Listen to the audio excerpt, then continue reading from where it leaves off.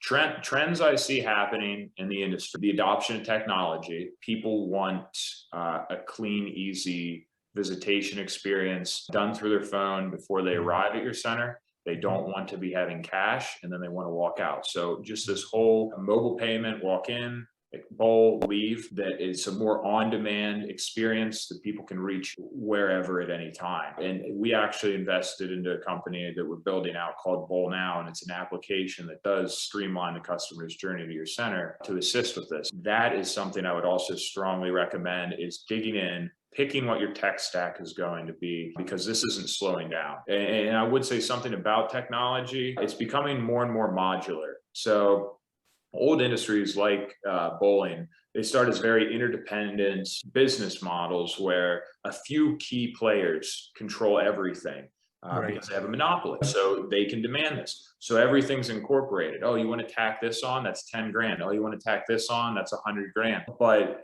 technology chips away at that from the bottom. It says, we'll let you do this for 50 bucks. Hey, we'll let you do this for free. Hey, you can do this for $100. So it starts to eat away at that. And then you need them still for core services. And they continue to move up market, and they're great businesses. There's some great players in the space, but technology will continue to chip away at these things. So keep your eye out for tech stacks that are on the rise that could help your business. So I think technology adoption will be a huge trend. That's number one. Two, the staffing crisis. This is not going away. These jobs have been removed, and they're not coming back. The people are like, oh no, people will need jobs again. They'll come back. It's not going to happen. If somebody's not going to come work for $10 to $15 an hour, getting yelled at by customers, weekends and nights, when you can build systems and not need as many bodies and really focus on a few talented people, opposed to just trying to throw as many low qualified individuals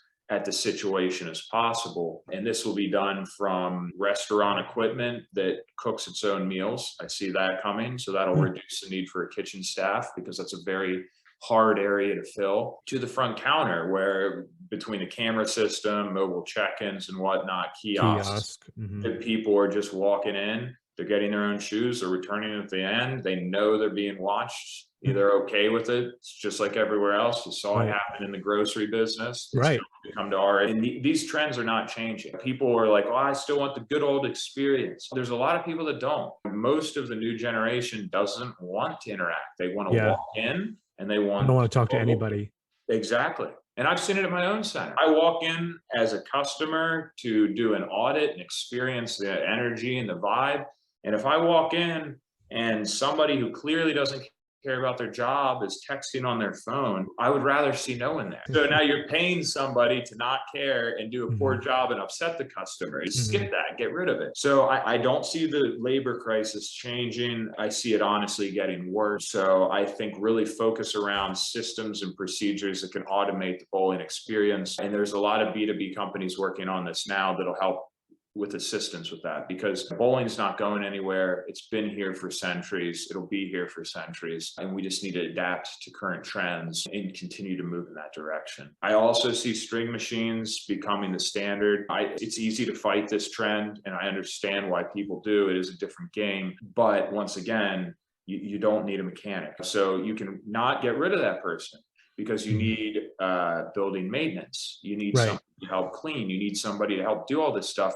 So get them off of crawling around those machines when you're so limited on bodies, and you have one of your highest paid, best people help with the rest of the business. So you're freeing up a core person. And then once that person retires, replace them with somebody who can be out front and help run the business with you. And they save on electricity, they save on maintenance, they're lower liability, and it takes less operations. And you don't need a pin chaser all the time. So to me, it's a no-brainer to move in that direction when it makes sense, because due to the cost savings associated with them, that investment will pay for itself. And earlier in the call, when I was talking about don't replace your machines, don't replace them with other free fall machines, not string machines. What's the typical ROI payback for string machine with everything in it? I really think it depends, A, how many lanes you have, B, the labor market in your area. But when I was looking at the economics, 3 to 5 years is where Hmm. I come in. Ask your salesman, he's probably going to say 1 to 3. Two. Yeah. Yeah, exactly. Right. But I would say 3 to 5.